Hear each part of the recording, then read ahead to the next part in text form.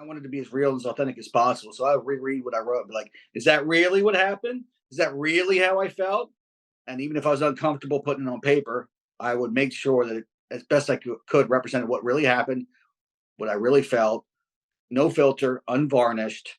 Even if it's slightly embarrassing, I didn't give a fuck. I mean, I'm literally writing a book called Failure Rules. That was a clip from today's guest. Everybody, this is going to be a cool one. It's not often that I get to have someone on here who's just released a book and promoting it. This one is really a fun one. So Andrew Thorp King is someone that I've never quite met. We've interacted a little bit through email, lots of mutual friends, and my good buddy Jay Reason was like, hey, you got to get Andrew on here. So this conversation's neat. I'm someone who's definitely a big believer in taking leaps, putting yourself out there, trying new things. And I've had my own share of just brutal, horrible failures, like soul crushing failures.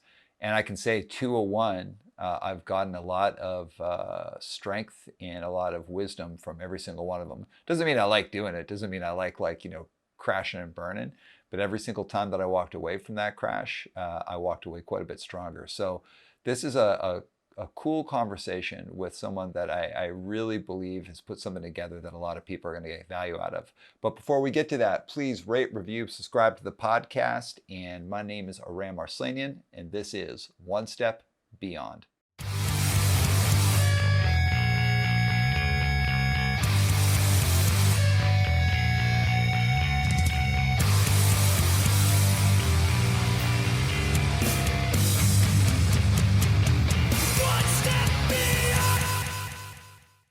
All right, Andrew, welcome to the show.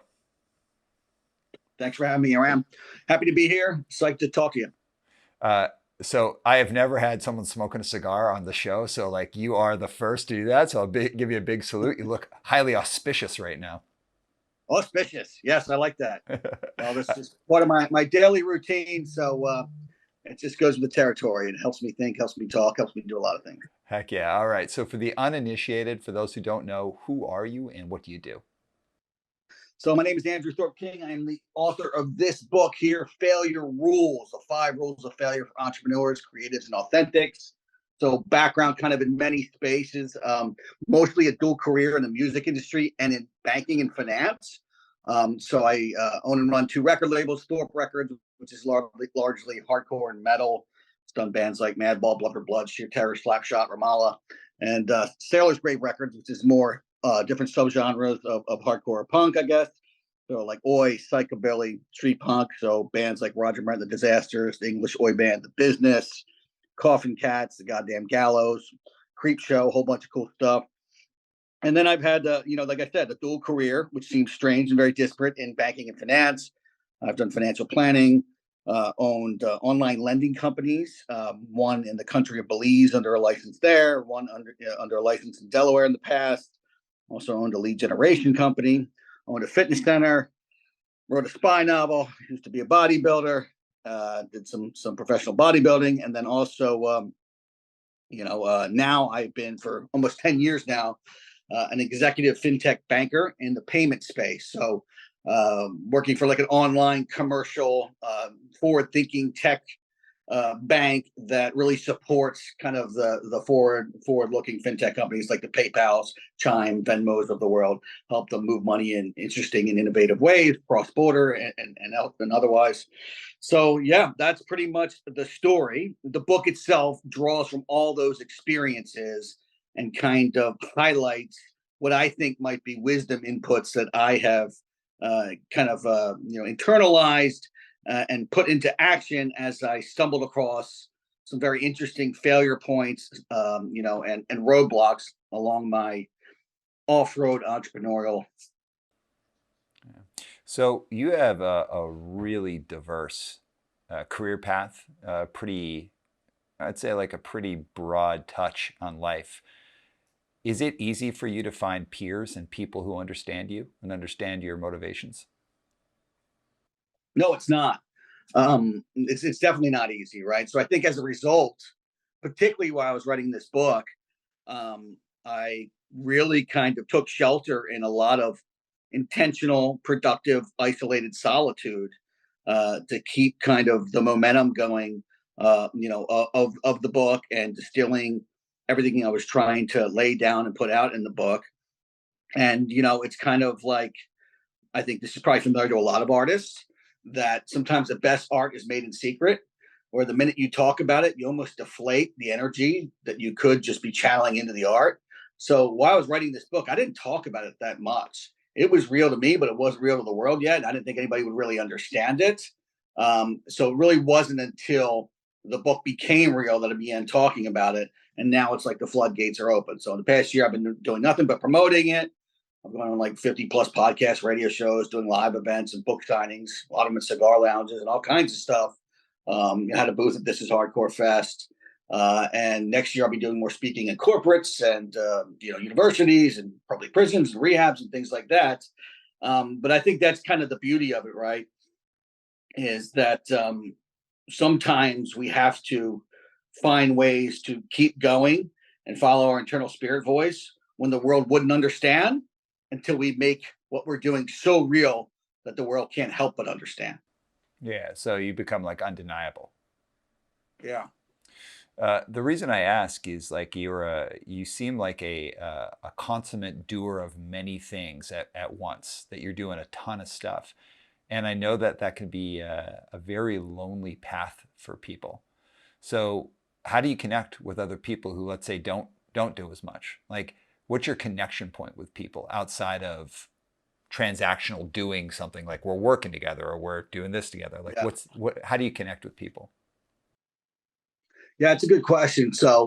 I think I found like a really good rhythm and balance between intentional isolated solitude for productive creative purposes, or business purposes, and intentional measured social time, right? So whether it's making sure I find a way to spend time with my children, my son's 22, so I'll find a way to connect with him. We usually go to comedy shows, or we go to the gym, or we go get tattooed together, or what have you. Same with my daughters. I find ways to connect with them. But also, like, the reality is, a lot of what I'm involved with does involve cultures that has a social aspect. So I'm pretty heavily involved in cigar culture. In the book, I write about a variety of cigar personalities and their entrepreneurial kind of journeys, and how they overcame failure, and their interesting, circuitous, unorthodox paths. And so I go to a lot of cigar lounges. I do book signings there. There's what they call the BOTL, the brothers of the Leaf, or the SOTL, the Sisters of the Leaf. So there's a real camaraderie there, and I find a lot of creatives and entrepreneurs in that culture. And oddly enough, a lot of intersection, both with kind of like the things that I have to contemplate and confront and deal with as an executive fintech banker, and also as a creative. I find a lot of people there who are actually into hardcore punk music. I went to the PCA, the Premium Cigar Association trade show in Vegas, for 6 days in July, and I had a booth. I was selling my book and my clothing line, which is Soul and Fire Supply Company, and I have a cigar line there too, which was actually designed by Craig Holloway, who is the hardcore artist who's done like covers for Agnostic Front, Wisdom and Chains, and a lot of other bands. And I was like blown away by kind of like this split in the cigar culture, where you have kind of like the over 45 crowd was really kind of into like the traditional suits and golf kind of aesthetic, and then you had a whole bunch of people covered in tattoos with beards, and a lot of them were into hardcore. It came up to me, and there's all these conversations about the intersection of that, right? Yeah, and even the guy from Exodus was at the trade show, right? So it's like the cool part is being involved in things I'm involved with actually has made me more social, and actually made me feel less alone. But to your original point, there still are very few people that are kind of generating the same energy of kind of having a portfolio of pursuits that they're managing at once, with different purposes and paces, right? So if I think of my day job, I get some value and purpose and meaning out of it, but it's a little different. It's a little sterile compared to the meaning and value I get out of my creative pursuits. But on the aggregate, they still kind of fill the buckets as much as possible, right? So you might get more money and less meaning out of one, more meaning and less money out of the other. But the one with less meaning and more money might fund and fuel and inform the other and transpose skills. So the whole tapestry gives me a very rich, interesting kind of work life tapestry, as well as now the social that really just kind of bleeds into it. And even in all my relationships, I find that it allows me to be more versatile, to even go deeper with people and understand their psychology, and understand and empathize with whatever kind of issues they're dealing with on their path, whether it be work or life. Yeah. Um, how do you how are you able to stay in the moment, because like you're just in constant transition from one thing to another, right? You're doing so much stuff. How do you actually like enjoy life rather than be constantly on the way to the next destination? I got asked this on another podcast, and it was a guy who I met who had interviewed me at the cigar trade show actually, and he's like, I saw you all day talking to people, doing interviews, selling things, doing business, and then I see you at night, and you weren't even networking. You went right to the pool with a bourbon in your hand and a book, and you just cut it off. And so I will do that. I'll schedule times where I'll just cut everything off, and it usually revolves around some sort of like intentional pleasure, whether it's smoking a cigar in my hot tub or whether I just go take off and take a hike in the woods and listen to a podcast and try to distill and unpack what's going on in my life and kind of make both those macro and micro decisions as I'm contemplating. Or just going to the gym and throwing around some steel, man, just lifting some weights and listening to hardcore like that always calibrates me. So, I get massaged once a week for 90 minutes. So I have these kind of like scheduled things that calibrate me, whether it's exercise or other things, and that really I think keeps me balanced against the simultaneity of my normal day. Yeah, yeah. All right, let's go all the way back. Where'd you grow up? So I live in a suburb or a county, a suburb of Philadelphia, Delaware County, they call it Delco for short, which kind of has its own kind of mystique at this point because it was popularized by that show Mayor of Easttown for its unique kind of working class grit and eccentricities and accent. There's actually a movie coming out now I just heard called Delco the movie, so it's kind of got its own character around here.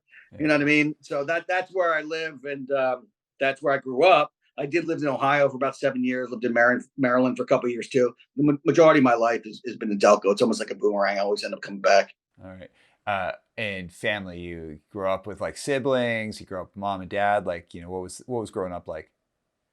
Yeah, actually, like intact kind of traditional family. Two parents, two brothers. I was the middle one. I was kind of the weirdo, the wild one, the untamed one, and the one that nobody could understand because I was always taking unorthodox paths, but still always supported, always encouraged to be my authentic self, and that kind of hands off faith, I guess, that my parents had in my ability to know who I am and to take on the risks and challenges of life without too much unnecessary assistance, I think really ended up being kind of a benefit for me as I went along.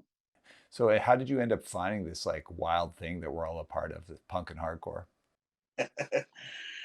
Yeah, man. I think like I grew up like even when I was like really young, listening to rock and roll and like like hair metal or classic rock and ACDC and Sabbath and stuff like that. I mean, literally in kindergarten, I used to go to school with a denim jacket full of patches like Jimi Hendrix, Harley Davidson, Black Sabbath, and I was like I don't know like six. And I had like long hair, like a chain wallet, like six. You know what I mean? Like dressing like some sort of like biker.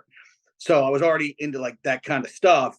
And then it was like seventh grade, and my buddy was a skater guy, like wore docs. He was a skinhead, and he's always, here, you gotta listen to this, you gotta listen to this, and give me a cassette tape, and it'd be like Black Flag or the Subhumans or DRI or Ruin or Murphy's Law.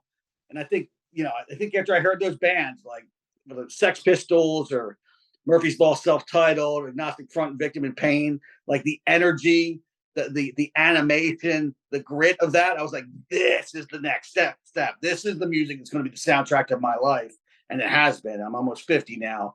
I still listen to all those records just as frequently as I did back then. I remember hearing Cro-Mags and like I guess I was like probably 14, 15 years old and hearing Age of Quarrel, and it just blew my mind. Like that record still moves me with the same ferocity today that it did back then. Never dreamed that years later John Joseph would write the forward to my book. But yeah, I mean, it's just in me, and it doesn't mean I don't listen to other music. I listen to other music too, of course. We all do. We all have our kind of tangents, right? But that's the one that connects mostly with my animating spirit, my identity. Yeah, because with the two labels, they're heavily rooted in subculture, and even like Sailor's Grave, it's like still like punk or punk adjacent. adjacent Yes. music. So it's like Yep. you really planted kind of your initial, or at least part of your initial business flag in that world. Yeah. So I mean, Thorpe came first, Mm-hmm. and it was really like I was really into like New York hardcore stuff and New York hardcore adjacent, and some of like the youth crew stuff too. I was actually probably straight edge when I started Thorpe, and then I wasn't. But I mean, like I did bands like Striking Distance from the DC area, Down to Nothing. Dead Serious was a band from that DC, Virginia, Maryland area back in the day. You know, trying to think what else, and there's so many. But yeah, it was really like traditional hardcore was my thing. But along the way, I really did getting into street punk and oi and psychobilly and all that stuff. And I started mixing that in a little bit on Thorpe, and it didn't fit the aesthetic. So that's when I started Sailor's Grave in 2006 to just wholly dedicate to those types of bands. Yeah, let's give a quick shout out. And also, you did Die Hard Youth too, right? Oh yeah, my man Andy, yeah, Die Yeah. Hard Youth. Shout Love out that to guy. Andy Die Hard. You rip. I love you, man. But I also want to give Yeah. a shout out to Dead Serious. Totally underrated, sick band from Richmond. Yeah. A huge shout out to Jay. I love you, man. I respect the hell out of you. You're a wild man.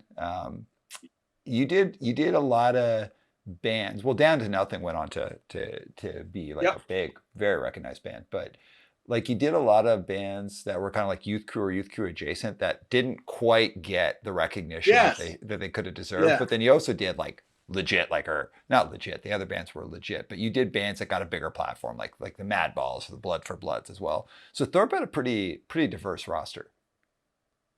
It did, and like I thought that was good to a degree, but then, like I said, it was getting too diverse. I was mixing in some of the more. I mean, even had some screamo bands for Dire Life's Sake from Detroit, who was kind of like the Thrice Thursday kind of bucket if you want to put them into something. And they did super well, but it just didn't fit the label as much. Like the label was known more for the tough stuff. So at a certain point, I kind of veered back away from that. But I was friends with those guys. I lived in Northwest Ohio at the time. They were in Detroit, and they were really, really good. And they needed a label, and it worked out. I mean, particularly through Hot Topic back in the day when physical distribution mattered, like it flew off the shelves, Yeah. But yeah, I think that's why I started the other label, Sailor's Grave. I wanted to kind of keep Thorpe then just hardcore and metalcore, towards the end.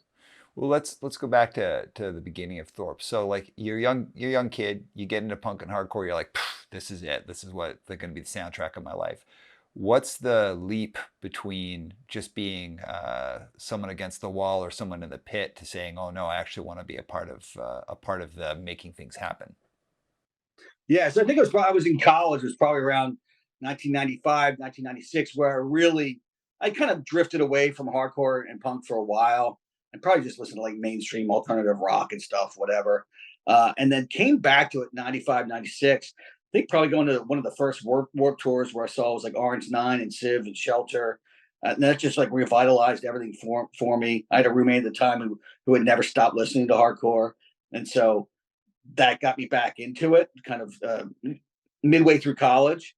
And then just started going to shows a lot in Philly, like 22nd and Chestnut, the Trocadero, and just loved being in the pit, loved hanging out with people, just going to shows and going crazy.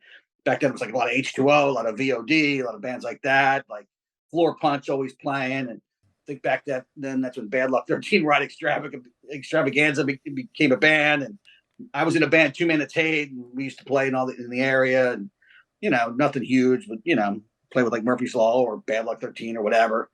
And I graduated college and was going to be an English teacher, so I had an English degree and a teaching degree. 3 weeks into student teaching, I was like, man, I don't love kids that much. I don't like to wake up early, and I don't want to keep teaching this low level knowledge for the rest of my life. I want to learn new things and do interesting things. So I quit the student teaching, got the English degree, ended up working at a steel plant after that I worked in through college. So really immersed myself in kind of that working class factory life. And like 90% of the people that I worked with were Spanish speaking. And I studied Spanish in school. And I actually started speaking kind of like this version of Spanglish and really learning a lot from working side by side with these folks. And that was an interesting experience. And I was writing like poetry books and doing spoken word events, kind of Rollins-esque. And I was competing for a bodybuilding show. So I was really intensely into that. So that was like my challenge, since the job at the factory wasn't really a challenge. It was just experience. And then I started writing for music magazines. So I started writing for Chord and Rockpile back in the day because I wanted to get involved with music. Like I still had this passion. That was the thing I was most passionate about. But you can't make money writing, right? So, writing for magazines, learned that quickly. So I ended up shadowing Met from Too Damn Hype Records to see how he ran his label. And it was right after I got married. I got a pink slip. I was laid off from my job. I was in what I call this really kind of fertile failure space where you're kind of more open to actually hearing and responding to those burning desires within that you may have been suppressing or putting off because they didn't seem realistic. And literally, like, baby on the way, unemployed, delivering pizzas, freshly married, was like, screw it, I'm going to start a label, maxed out my credit cards, and signed Breakdown from New York City as my first record after meeting those guys, and just put my balls on the table and went after it. And then began the tumultuous, mysterious entrepreneurial journey from there. And there was all kinds of turbulence and crazy things that happened. But in the end, like whatever, 25 years later, however long it's been, still own the rights to over 100 recordings, have as many merchandise rights, and things have survived, even with the punctuation of many strange and difficult happenings or failure points. Hence the book. It's funny that you brought up that Warped Tour. Warped Tour is such an interesting thing because like those early days of Warped Tour really had a deep link to hardcore. Orange 9, Big time. Civ, The early ones. Oh yeah. Quicksand, and like really responsible for getting a whole new generation of kids into hardcore, 100%. but also bringing back people as well. Like Yes. that those early Warped Tours, and like shout out to those bands and to the founder of Warped Tour. Like they were like, there's just a generation of people who can point to those and being like, oh, Civ, Quicksand, Orange 9, on those things, huge difference maker in my life. I also like something I just want to hover on this for a second.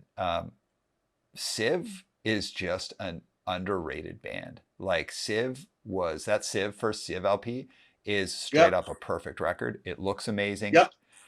Sounds like raw, kind of like weird recording, but cool recording. Songs are super cool. Like everything's great. And those dudes solid bond, baby. Yeah, they've been such stalwarts. So like a huge respect to that band as well. I really dig that band.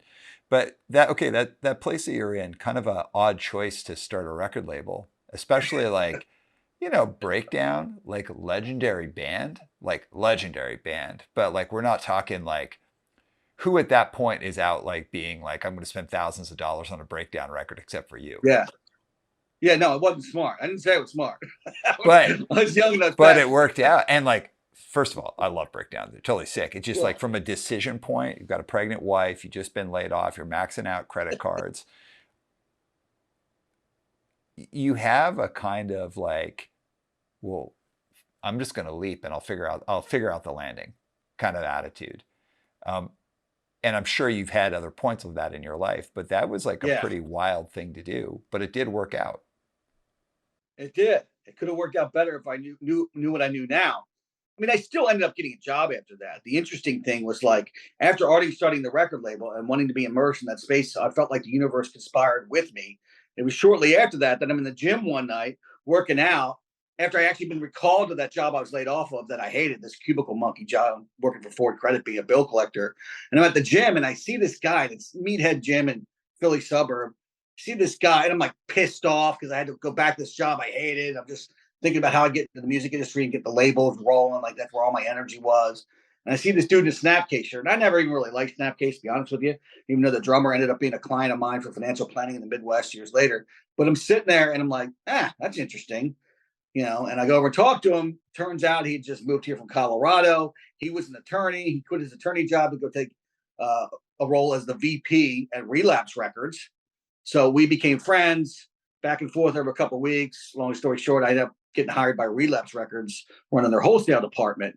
Right as they moved from Lancaster to Upper Darby, Pennsylvania, which is right where I live. So literally they were moving to me. So it was like these things were just coming together. I met this guy randomly. They happened to be moving 5 minutes from my house, like almost like providential shit, And so that's kind of when all of a sudden it was like I had this paid education in the music industry as I'm building these labels. Worked at Relapse for a few years, then moved to Ohio and worked for Lumberjack, which became Lumberjack Mortem, for 3-4 years after that before I went out on my own full time with the labels for a couple of years. So it was like the breadcrumbs kind of kept coming because I took the initiative, took the risk, and then things just started to develop, just almost magically. Yeah. I want to hit on that. The other thing I want to hover on for a second, though, is you mentioned Bad Luck 13 Riot Extravaganza. And like a lot of people come to this podcast for from different backgrounds. Like there's Yeah, I corporate hope I'm people. not making this too music Oh, no, heavy no, because I no. don't. I'm pushing it that way because we're going to build towards the other stuff. Um, so forgive me for anyone who's not from punk and hardcore when I say this. It's like Riot 13 or Bad Luck 13 Riot Extravaganza. If you don't know, you'll never know. It was just a time, a place, a thing. Infamous does not even like touch on what that was. And like you could love it, you could hate it, but you could never argue the absolute way it captivated a moment and the insanity that it brought. So whoever was the mad people behind that, like shout out, you really created something that was totally crazy. It lived up to I its know them name. well. They're from the Philly scene. They all created it. Like it's a combination of like pseudo satanic metal, pro wrestling, a Jerry Springer show, and every nightmarish white trash backyard barbecue you can imagine. I mean, that's Bad Luck 13 Rod Extravaganza. Oh. And their shows didn't last long because they usually got canceled because explosives went off or somebody jumped on a barbed wire ladder or whatever the hell. Who knows? It was just wild stuff. Well, this is the thing about like punk and hardcore. It's like, I'm not saying, there's not other totally interesting, cool things that happen other places, but like, there's nothing like it, man. Like, where does that exist somewhere where people are like, yeah, that should happen. Like, that's a normal thing. It's Philly, dude. It's Philly hardcore. It's the most insane people ever in the Philly hardcore scene. Yeah. So yeah, I got those are the dudes who were always at the shows growing up. Yeah. That's the scene that I was more involved with growing up. Yeah. Well, I got a lot. That's what I did. I got a lot of love for Philly hardcore for sure. All right, man. So going back to taking this leap and doing these things, something that I talk about on the podcast a lot is just like things come together if you're willing to bet on yourself, if you're willing to take a leap, if you're willing to make that moment. If you don't make those moments, nothing's going to happen. I don't want to say nothing's going to happen. Most very successful people that I know are people who bet on themselves or took a leap or just were like, I'm going to do this thing no matter what. And in doing that and kind of setting that intention, the things start happening. They start falling into place, almost like there's like the hand of God involved. I'm not a religious person, but almost like there's like some higher power making it happen. Do I believe that? Not necessarily. What I believe is when you set an intention and you're like, I'm going to do something, you've got heightened awareness of what's going on around you, your situational awareness, your willingness to talk to people, notice things. So that day at the gym, you'd already set an intention and you were going for it, and you noticed something and decided to have a conversation that maybe you wouldn't have had otherwise. 100%. 100%. Yeah. It's almost like when you commit to an energy or direction, your eyes are open more acutely to the things that will continue the momentum in that direction. Yeah. Whereas otherwise you might be blind to it. It's like you're setting that intention and your vision is focused on that. You're going to see things that help lead you that otherwise you might pass by. Yeah. So you hit up, you work at Lumberjack, we work at Relapse for a while, then you go to Lumberjack, then you're out on your own. So this is leading us closer and closer to, I'm sure you'd had moments of failure, but tell us about the first, I'm going to use a Gorilla Biscuits reference here. Tell us about the first failure, the big first failure. By the way, that song is on the Failure Rules soundtrack playlist on Spotify and Apple Music because that song obviously aligns perfectly with the book and the message. Yeah. So, yeah, that was like the big one. I mean, so I was out on my own for a couple of years, had an office in downtown Toledo. So I went from working at Lumberjack and having that salary to then paying myself. And man, I just got too zealous. I had 2 labels. I think I was releasing about 20 records a year. I was still distributed by Lumberjack and Mortem, which they had a deal with Warner for chains. This is back when physical distribution mattered for Thorp. And then for Sailor's Grave, I got a pretty healthy advance from Koch and was distributed through them and went through Revelation through the indies. And digital was just starting to be a thing. Like it was creeping up on 8-9% of your revenue. And it was just no streaming. It was just downloads. And people underestimated the speed in which that would become the dominant format. They viewed it as extra, as froth. So all their models were still built on the expenses and the returns and the pay for play, listening stations and end caps of the physical world. It's very risky, very expense laden, and so yeah, I think it was really like I put a lot of money, including like ads on MTV Headbangers Ball, for the Ramallah and Drowning Man records that I put out on Thorpe. And then I think I did the same, but it wasn't Headbangers Ball. I did paid like video ads on Fuse TV back in the day, pretty popular, more on the punk side. And that was for all the Sailor's Grave initial bats, like US Bombs, Kings of Nothing, Ducky Boys, all that stuff. And I was just going for it, man. And it was, and I was highly leveraged, right? And so kind of at the same time I was highly leveraged and lost some money on records that did well, but not as much as I spent on them. And over time they would recoup, but not quickly enough to effectuate the cash flow I needed. That at the same time, the digital started changing the landscape. And so you had Tower Records close. They were 25% of my sales. Not only did they close and my sales went down, but then they returned everything that was on the shelves prior to them declaring bankruptcy, which then you're getting it back, depleting sales from everything else going against it. And there's those attendant return fees that go on that. So it was just this perfect storm of like, just the hand around my throat of like, you're getting choked out, dude. You did too much too soon. And, I had to, literally, it came to the point where there was no other options. And I ended up declaring personal bankruptcy to rid myself of the loans that were under my name personally, to keep going. The label survived, but I couldn't draw income from them. The revenue was going against debt or what have you. And at that point, I had to reinvent myself. Here I was, single income. At that point, 3 kids. My youngest was born in 2006. So she was only a year old or something, or 2 years old at that time.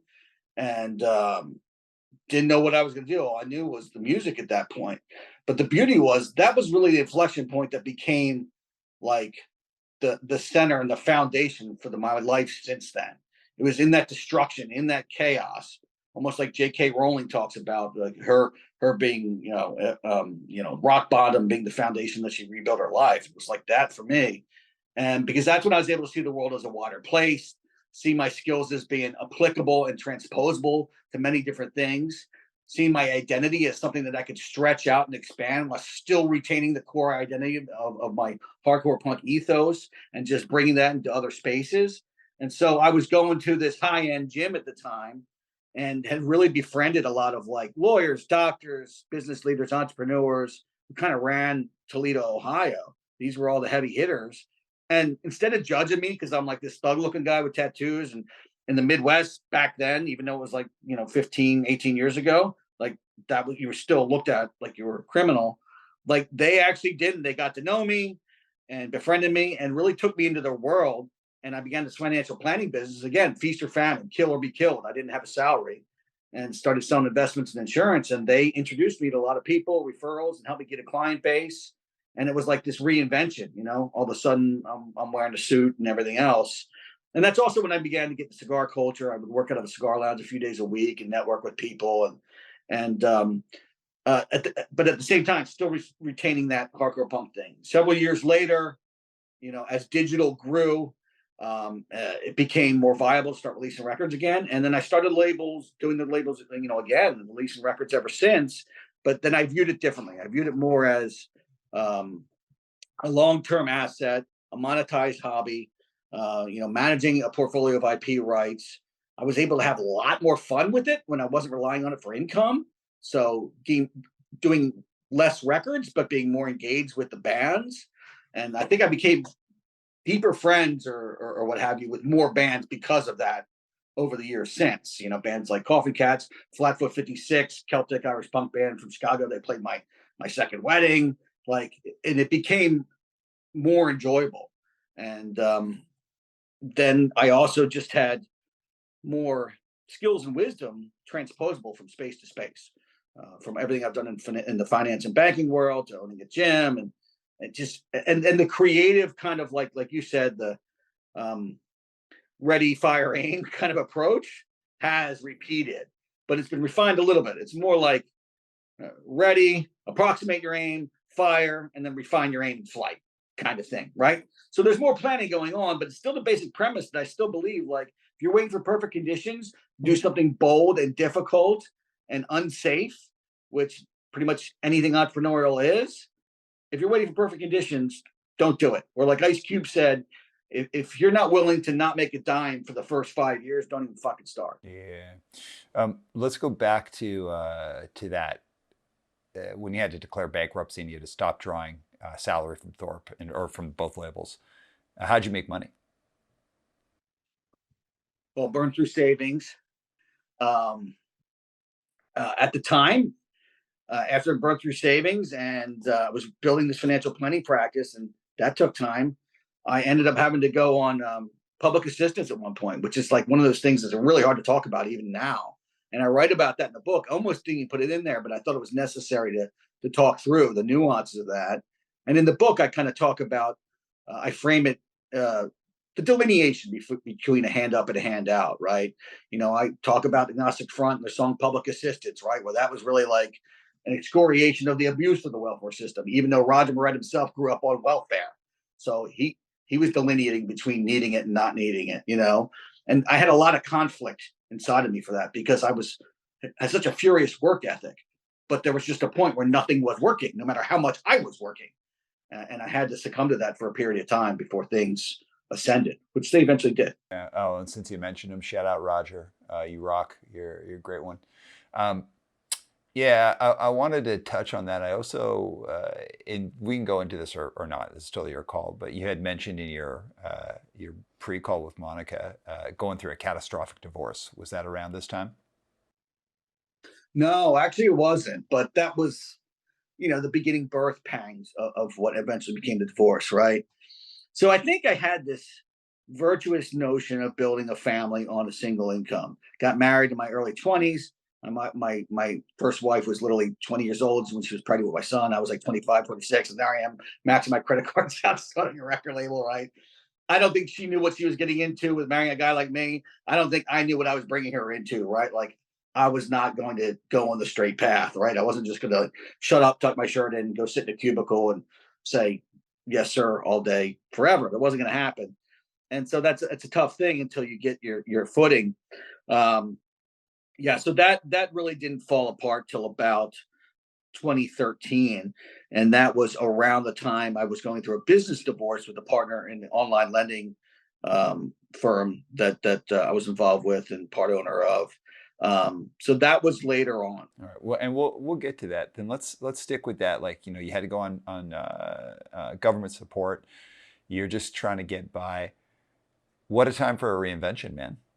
Like when people talk about like life is hard and hard times are what build you up. Yeah, like all of the tropes that we could say here, but it's like you've got a choice in a moment like that, and you could either just kind of put your head down and get through it, or you could put your head down, or you could put your head down and try and get through it and just basically like hold on for dear life. Or you could keep your head up and look at the horizon and say like, yeah, I got to get through this, but I'm going to keep marching forward. And it's really something to start a whole new career path when you've gone from being your own business owner, running like a well-known label, working with like big bands, doing like a lot of stuff, to go into public assistance and then saying, this is not the end of me. It's a real comment on one's grit to be able to do that in that moment. It was difficult. It was also like there was this forced self-esteem that had to be invoked. I didn't have the luxury of wallowing in poor self-esteem because while I was on the assistance, I had to go out every day with this duality where I was a financial planner for people, advising them on their money while I didn't have enough income yet from that business getting off the ground and was on food stamps. So I'm literally advising people on their investments while I was partially living on public assistance. And it didn't last long, right? But for the period that it lasted, like I just had to like separate myself. And I talk about this in the book. Failure rule number 5 is you are not your failures. Decouple your identity from your failure events. ties back to failure rule number 1, which is failure purifies, which is the phoenix must burn to emerge. You need to step outside of your failure events, be an objective third-party observer, try to take the emotionality out of it, use the chaos energy of your event and try to shape it for your purposes to expand into your next best self. And that's literally what I did without having the words to put to it that I do now in retrospect. And I just, invoked that kind of spirit of the phoenix, just rising out of the ashes.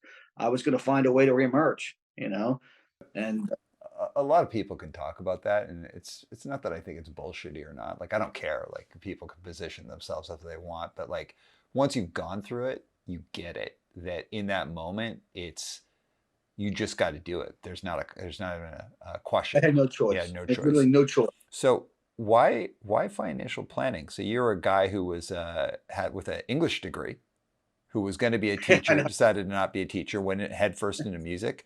Like, what makes you go, oh yeah, I should now do this? Well, I talk about this in the book. I kind of grew up with this strange dichotomy of messaging on money and wealth accumulation, both from the punk rock culture, and my old man's a preacher. So this religious indoctrination that money was like evil, when that's not even what scriptures would say. It would say the love of money is. And I don't know that wasn't explicit, right? But there was never a focus on, hey, going after things and being productive and making money in an ethical way is a good thing. Let's go after it. Let's find ways to do that.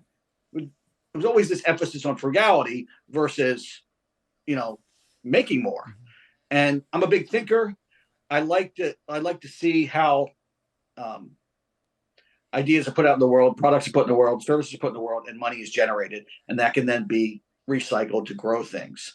I love just how that all works and how people's lives can be transformed and the world can be impacted. And money is like the gasoline for that, right? So, you don't worship a gas station, but you need to stop there to keep going. And that's how I view money. In the punk rock end of things, like, it was always like, eat the rich, Motorhead, and like money is bad and capitalism is horrible. And so initially I really did adopt that mindset. I don't care about money. All I care about is heart and art and maximizing my creative fulfillment. But over time, I realized that was probably a very imprudent, immature view of money. You need it. You got to find a way to master it, or it's going to master you. And that is really the root of failure rule number 3: is money is spiritual. It's the idea that if you can avoid the edge territories, the failure territories of envy and greed, which I view as, basically similar spirits or malevolent twin siblings, envy and greed. If you can avoid those, you can discover the real power of money, which is at its root actually spiritual, right? Because to me, when money used right in a transaction, both parties believe they're going to win, whether they are or not, or they wouldn't enter into it. And money is really a thank you note. It's your measured value that you're placing on a product or a service that you're a recipient of. And so I was fascinated with money at that point. I was fascinated on the instruments of money, investments, all the different mechanisms to build redundancy and diversity in a financial life. And the cool thing about it was everything I learned there, although ultimately with the crash of 2008, that business didn't last, particularly being in the auto belt close to Detroit, where a lot of people were factory workers and they just, lost their jobs and had to pull their accounts. But everything I learned from that, I'm literally now putting into place now that I have wealth to disperse and allocate and invest. And so even that was like a real kind of early part of my journey that now is bearing fruit by me utilizing the knowledge that I had from that business, but now just for my own personal management. How long did that business last? That was maybe 2.5, 3 years. Okay, so that's what got you back up on your feet, though, financially, right? Yes, for a time. For a time. It was really like riches to rags to riches, rags to riches. It was up and down. There was lots of big swings for a time. Yeah, and then I moved back east at that point because that business was stable for a while, then declined because of the 2008 crash, and ended up having to abandon my home at that point. So you lost, Almost, you almost lost. went to foreclosure. Sorry, go ahead. No, you go ahead. I was going to ask, so did you you lost a home like that you owned? I just literally just picked up and moved and stopped paying the mortgage for over a year. And it didn't go into foreclosure. Ended up selling it on a short sale for like a whole lot less than I owed on it, and then I had to pay taxes on the difference, which is how that works. But yeah, just was like moving back east. Don't know what we're gonna do. We're gonna find a way. Ended up moving back east. Met some people. Again, a lot of us through cigar lounges. Ended up finding my way and going into business in the online lending space. And that ended up flourishing for a good 3 to 4 years before that hit some regulatory turbulence and some issues between myself and my partner. And at that time, too, also owned a fitness center, was writing my first spy novel, was actually consulting for a small music distributor, still running the labels. I was doing a ton of shit all at once. Yeah. Sounds like a pretty chaotic period of your life. Yes. Oh, yeah. It was all chaos. It was all chaos. Yeah. Is it still, or have things settled down? No, they've settled down. After I left the online lending firms, so I tell the story in the book too. So there was this space where I had gotten divorced from my wife and had the business divorce, left the online lending firm. So all of a sudden, I found myself with no office to go to by day, no home to go to by night, temporarily separated from my children. My buddy owned a bunch of hotels from the cigar lounge, so he set me up with a killer place to stay at the hotel for a while before I got my own place. And I could have wallowed in that. I could have like pivoted to alcoholism, no stranger to alcohol, love a good bourbon. But instead, I invoked this divinity of purpose. And that comes to me from a Hatebreed song, Divinity of Purpose, right? And, I was able in that space, in that failure space, to reinvent in multiple ways. So it was in that time that I was able to take the knowledge I had in the online lending space and end up doing my own consulting business where I consult other lenders, ended up very quickly regaining my income just from that pursuit alone.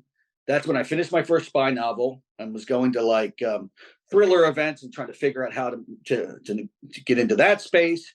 Resurrected the record labels by reorganizing some money and some credit and stuff like that. Put out, I think, 9 records within that year.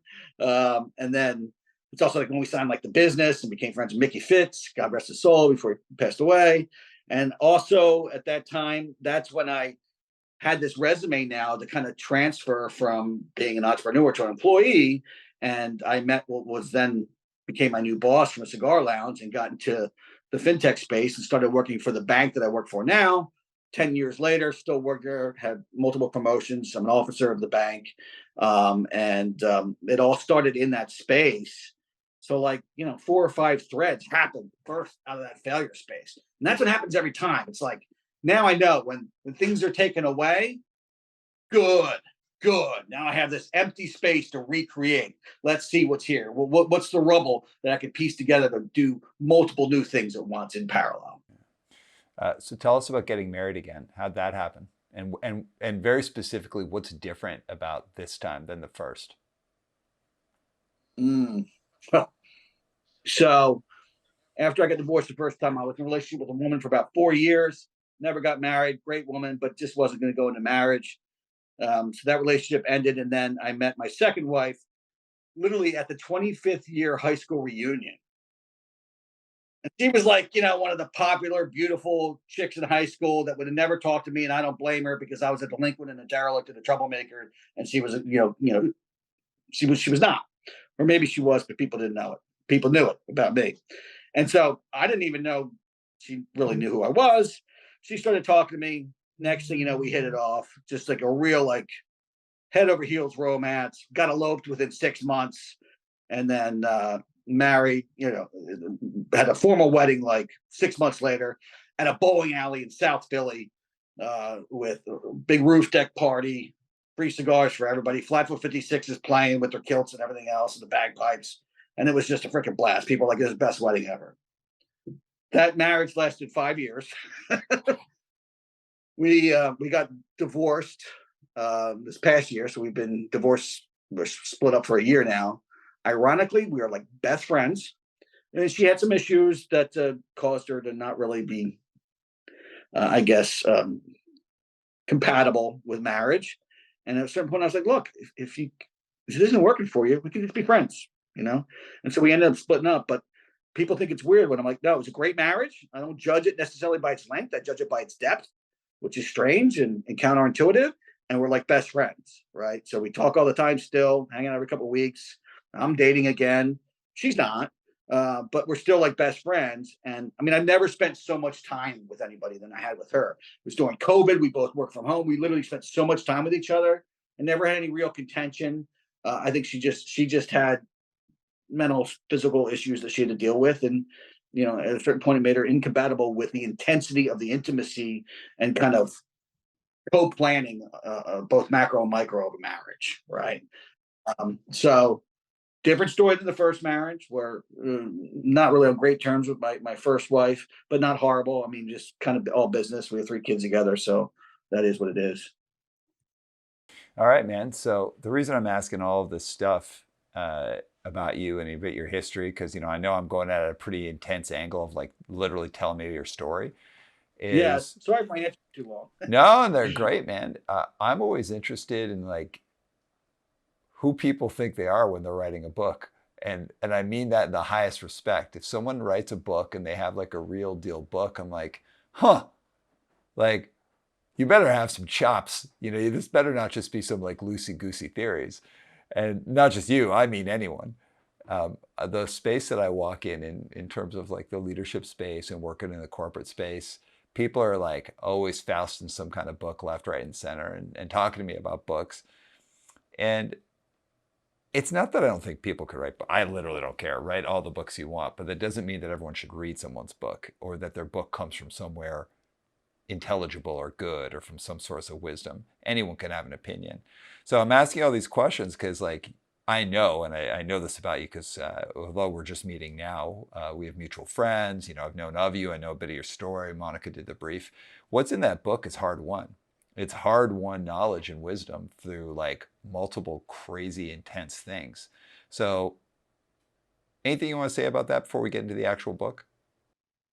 Well, I think that was the intent. I wanted to be as real and as authentic as possible. So I would reread what I wrote, be like, is that really what happened? Is that really how I felt? And even if I was uncomfortable putting it on paper, I would make sure that it, as best I could represent what really happened, what I really felt, no filter, unvarnished. Even if it's slightly embarrassing, I didn't give a fuck. I mean, I'm literally writing a book called Failure Rules, literally parading to the world. Hey, I've done a lot of cool stuff, and guess what? I failed at most of them, and here's what happened. Here's how I turned it around. Right. So I'm putting all the blemishes on display for the sole purpose of allowing people to hopefully feel more comfortable with their own failure events and inspired to keep going in spite of them. Right. It's born to lose, live to win, man. It's Lemmy from Motorhead. You know what I mean? It's hard times coming your way. Organize yourself and figure it out. Like that's what it is. And that's what I wanted to put out into the world. All right, so let's talk about the book because you made reference to it a bunch of times throughout our conversation here. And again, I think it's like super important. If I'm going to have someone on here to talk about a book, I want to make sure that everyone understands. The audience hears the story leading up to it, so they're like, "Oh, damn! Like there's something in this book that actually could speak to me." So talk about the book, the inception, how you wrote it, and then like why anyone should read it, why it matters to them. Okay, so Inception, why I wrote it. I was taking this beach walk at the end of 2013. It's Father's Day weekend. I was with my first wife, but I knew the marriage was unraveling. Just gone through this business divorce, so I had to reorganize my financial life and figure out what my next moves were going to be. There's always moves, multiple in parallel, right? And like I'm on the verge of turning 40. Got this playlist on. I was listening like Motorhead, Ace of Spades, Cro-Mags, Hard Times, flowing through the earbuds. And I'm thinking about, again, all this off-road entrepreneurial adventuring I've done through my 20s and 30s and the crazy shit that had happened. I mean, even at one point I write about in the book, like one of my first partners in the online lending business ended up going to prison. And I had to take over both that and the gym at the same time and visit him in prison, take care of his family while he was out. Crazy stuff, right? It's wild tales. Investigated by the feds for a whole bunch of stuff. Crazy stuff. And thinking like, why am I not depressed? why am I not giving up? Why do I got this fucking lion heart, And I'm thinking about the quote from Winston Churchill that success is going from failure to failure without loss of enthusiasm. And I admire him and like to emulate him for his cigar smoking and his decisiveness. B, that quote just spoke to me, right? And I was like, it's the enthusiasm. That's like the core of it, right? Like I have this undying belief in my purpose of being here on Earth and the adventure of life, that nothing that can affect me from a circumstance standpoint or material degradation standpoint was going to deter me. I mean, it's almost like Raghunath Capo talks about, like, we don't have souls. We are souls. We have bodies, and because we are first souls, like that's what matters to me the most. Anything else that happens in the physical and material world, like I'm going to roll with the punches on that, because the heart and the spirit is inside. And enthusiasm was like this endorphin of the spirit, right, to help me get through the pain of these things. And I was like, you know what? I felt convicted to write a book on the value of failure and the value of getting through hard times, and kind of catalog not only my own story, but all the different inspirational virtual mentors that really helped me get through that. And that's why there's so many stories in there. I mean, it's everything from Rodney Dangerfield to billionaire Sarah Blakely to Elgin James, who started FSU and ended up being the writer for Mayans FX, to Captain Tony Terracino, who was a gun runner and the mayor of Key West, Florida, to Stephen Pressfield, the author, to Henry Rollins, to whoever. Like those stories for people, I didn't really look to people around me. I got inspiration from music and artists and writers and entrepreneurs and their stories, and I tried to channel them at all these hard times and decision points. And I wanted to catalog them, tie them to lessons that I thought I might have learned, and tie them to my own story. And so that's what I did. Yeah. So who should read this book?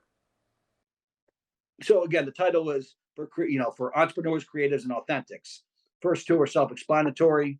If you're an entrepreneur or you're some sort of artist or creative, I think this really will speak to you in terms of how to navigate and think through premeditatively unorthodox, difficult paths where there might not be a blueprint laid out for you to follow in a clear, straight line way.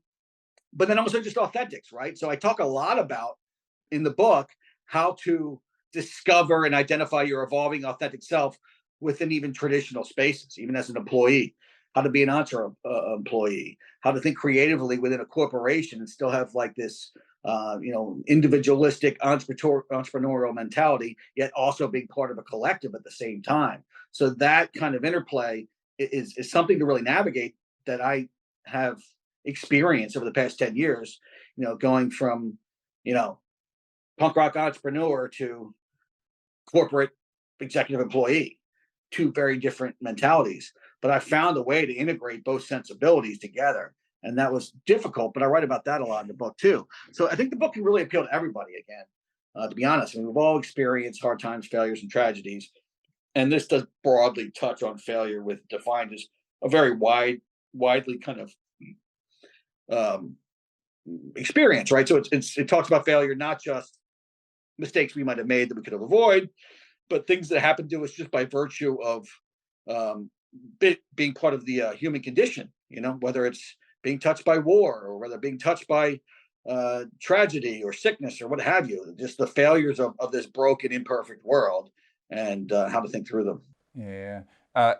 What are some of the things from the book that you could share with anyone that you want to unpack? Like anything that you could say is like, oh, here's like a couple things that I touch on that I think would be valuable for you. Yeah, I would go back to I think the book ended failure rules, failure rule number 1 and failure rule number 5. While the ones in the middle are important, these two I think are the most important from an identity and mindset standpoint. So failure rule number 1: failure purifies. Remember, and this is starting to be cliche, this saying, but see things as happening for you, not to you, right? Again, it's starting to be a cliche here. I hear that all the time now, but it's true, right? And if you can step outside of the failure event, likely it was burning off some accumulated waste, some faulty thinking, some unstable foundation that you were relying on that needed to be rebuilt. So in those ashes, find out what was burned off for your good and figure out what you need to now build with clear sight, with all the rubble pushed out of the way because of that event. And that takes some premeditative thought. It takes some emotional strength to regulate your emotions in the event, and then try to be an objective third party analytical observer and figure out where your next steps are going to be and how you can leverage that chaos as an idea engine. I think that's a very important concept. And then that then really connects to failure rule number 5, which is you are not your failures. You got to decouple your identity from that failure event. It's just something that happened to you, even if it's like an ethical failure, like I write about with Elgin James, with his ethical failures that he turned around. Like he still was able to find this new identity, had to deal with the consequences of the past, still had to go to prison, everything else. Like you still have to deal with the messiness of something, but that doesn't mean that it defines you. You can move on and find a way to align yourself with your calling journey and give the world the most unique output of your specific talents, right? And I think that really is the key crux of the book, is how can you go along your life and try to discover at each touch point, what is the next best step for me to align with my calling journey, which is defined by me finding a way to give the world what only I can give in the way that I can give it based on my unique lived experience and unique talent stack. Yeah, awesome. All right, man. Well, anything that you want to ask me or anything that you want to add in here? I would say just, final thoughts, everybody. I'm going to push the book. Go ahead and buy the book, Failure Rules, the 5 Rules of Failure for Entrepreneurs, Creatives, and Authentics. It's available anywhere books are online, all 4 formats: hardcover, ebook, paperback, and also a killer audiobook, which was read by Jay Asang, who was one of the actors on Twin Peaks on Showtime. He also was a producer for Machine Gun Blues, the Social Distortion music video. He does a great job with the text, real urgent cadence, really keeps your attention. So if you're not a reader, go download the audiobook and go to andrewthorpking.com. No E in the end, Thorpe. You can find everything I'm doing there, from the Failure Rules soundtrack to a Failure Rules mini course, among other things. Soul on Fire Supply Company, my merchandise company that echoes the themes of the book. And follow me on Instagram at Andrew Thorp King. No E in the end of Thorpe. All right. So you ready for the crucial 3? These are going to be 3 very difficult questions that are going to get harder from question to question to question. Okay. All right. Question number 1. But before we get to that, actually, let me just give the reason that you and I are speaking and get a chance to connect is our mutual friend, Jay Reason. Great dude. Love you, Jay. Make sure to check out Static Era Records. Awesome person, man of many, many careers, many things. Great entrepreneur. Love you, dude. All right. Crucial 3. The reason I ask these questions is every time that I'm speaking to someone who's got an interesting background, there are all these questions that I want to ask, and I feel like, let's tell the story, but then let's give them some doozies at the end and see how they play with them. No right or wrong, just want to hear your answers. You're a purpose-driven person. You have done a ton of stuff. You don't stop. You take a hit, you collect yourself, you keep going. So when I say purpose-driven, what is your purpose? So again, I talk about in this book, I don't think anybody has one purpose. I think we have multiple purposes based on the trajectory of our journey. But my purpose is to constantly evaluate and discover what my multiple purposes are at any given touch point along my journey, and make sure that I'm not muzzling my internal spirit voice and drifting from my journey and immersing myself too much in comfort, immersing myself too much in soft conformity, or immersing myself in complacency or materialism. So that's what I'm conscious of. If I can not drift, I can more clearly see what my next best step is to give the world what I'm most uniquely equipped to give them. And right now, it's the message of this book. 5 years from now, might be something different. But right now, like, this book is the distillation and culmination of all the things that I think I've learned. Might change my mind later, but I think I've learned that I want to offer to the world. And I think this really is my highest purpose right now, on top of or in alignment with the normal ongoing purposes of being a father and a good friend and everything else in my normal kind of sphere of human relationships. All right. Next question is a 2-parter. Part 1, what's one thing about you and the way that you do things, or your walk in this world, whatever it is, what's one thing that needed to change and that failure helped change, and it's not an issue for you anymore? It's completely been changed through failure. Yeah, I think, I think really empathy and finding the ability to see others' perspectives, see the world as a wider place, and to find a way to um, step into other sensibilities. I think from being broken and broken down and shattered and destroyed with a small d so many times, I am better at really seeing people and hearing them and not reflexively reacting or judging someone's story or circumstances. And I think that was one thing that needed to change, and failure helped me change. All right. Here's part two. What's one thing about you today that future failure needs to change? So what's one thing about you today that you recognize is not where you want it to be, but it's probably going to take some kind of future failure to help change? um, I have big appetites and a big life. I like to smoke 2 to 4 cigars a day. I like to go out to dinner a lot. I love driving my Cadillac. I do, while I am a spiritual being, first and foremost, I still have a tendency to really enjoy the material world while I'm not attached to it. And so I think guarding that and making sure that I'm holding things loosely and willing to let go of them and allow them to be destroyed without changing my happiness is something I'm very conscious of. It's actually tested recently as my house was hit by a derecho in August, which is like a straight line wind with the force of a hurricane or tornado, and over $140,000 worth of damage to my house. And my beloved hot tub was destroyed. And that was one of my favorite pleasures. And to me, was like this symbol of like, okay, the world gives, the world takes away. I'm a spirit soul. I'm going to keep rocking on. I'm not going to be attached to things. So this practice of non-attachment is something I always have to guard. Else, I could drift away and become too reliant on all the things that I do thoroughly enjoy in life. All right, excellent. So, last question. This is going to be a tough one. There can only be one. You cannot have like 3 or 4 or 5 backups. The Philly area is storied in terms of incredible punk, hardcore, just just subculture, everything about it. I love the Philly scene. I love the output. I love the people. If you were going to say the band that Philly should be known for all time, what band punk and hardcore, what band should it be? Has to be a band, right? Not a personality. Not a personality, a band. Damn. If it was a personality, it'd be Joe Hardcore. JHC, without doubt. All right. So it's a band associated with Philly for all time.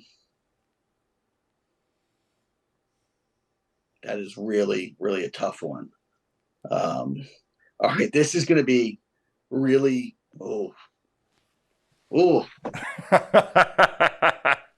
because it's not even a band I love, but it's legacy and it's punk and associated with Philly pretty heavily. I think it's probably Dead Milkmen. Oh, that is unexpected, man. Good for you. You know what? Hell yeah. Good for you. That's awesome. I mean, if I'm being objective about it. Yeah. Wow. Not an expected answer, but an absolutely killer answer. Amazing. All right, man. This was a fantastic conversation. Anything you want to add as we're closing off? No, man, this was really good. I think it was pretty thorough. I think y'all had enough of me at this point. All right. Everybody, make sure to check out Andrew's book. And, I always have eternal respect for people who are out there taking leaps, not afraid to fail, not afraid to bet on themselves, get back up and go again. I think that's what it's all about from my perspective. And there's nothing wrong with playing it safe. Playing it safe is totally respectable, taking your time, pacing it out. But for the few of us that's just for whatever reason isn't an option, it's always nice to see a kindred spirit. So with that, Andrew, thank you so much. And everyone, I'll see you next time on One Step Beyond.